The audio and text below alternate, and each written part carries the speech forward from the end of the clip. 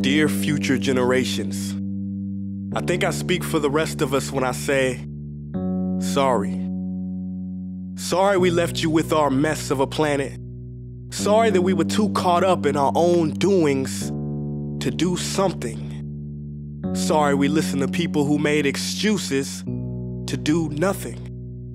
I hope you forgive us. We just didn't realize how special the earth was. Like a marriage gone wrong, we didn't know what we had until it was gone. For example, I'm guessing you probably know it as the Amazon desert, right? Well, believe it or not, it was once called the Amazon rainforest, and there were billions of trees there, all of them gorgeous, and...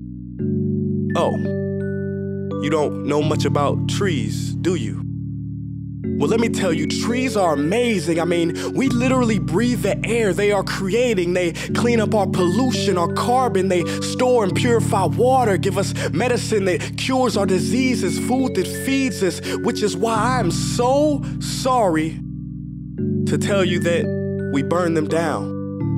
Cut them down with brutal machines, horrific, at a rate of 40 football fields every minute. That's 50% of all the trees in the world gone in the last 100 years. Why? For this. And that wouldn't make me so sad if it weren't so many pictures of leaves on it.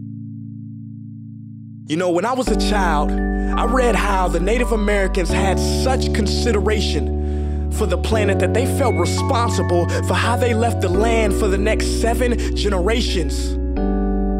Which brings me great sorrow, because most of us today don't even care about tomorrow.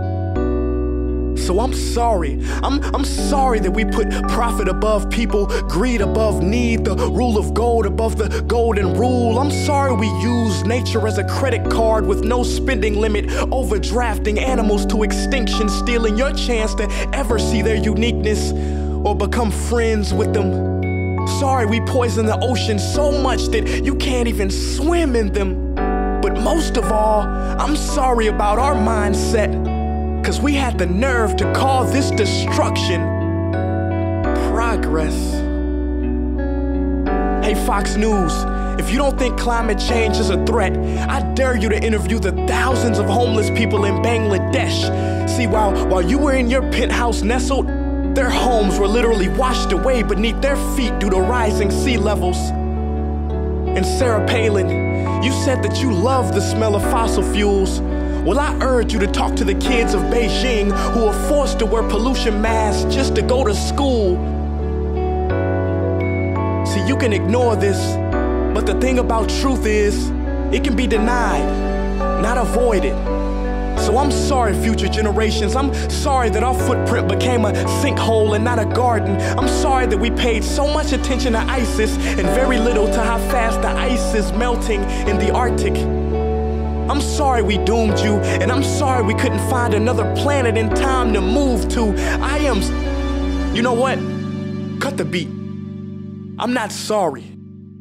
This future, I do not accept it, because an error does not become a mistake until you refuse to correct it. We can redirect this. How? Let me suggest that if a farmer sees a tree that is unhealthy, they don't look at the branches to diagnose it, they look at the root. So like that farmer, we must look at the root, and not to the branches of government, not to the politicians run by corporations. We are the root, we are the foundation. This generation, it is up to us to take care of this planet. It is our only home. We must globally warm our hearts and change the climate of our souls and realize that we are not apart from nature, we are a part of nature. And to betray nature is to betray us. To save nature is to save us. Because whatever you're fighting for, racism or poverty, feminism, gay rights, or any type of equality, it won't matter in the least. Because if we don't all work together to save the environment, we will be equally extinct. Sorry.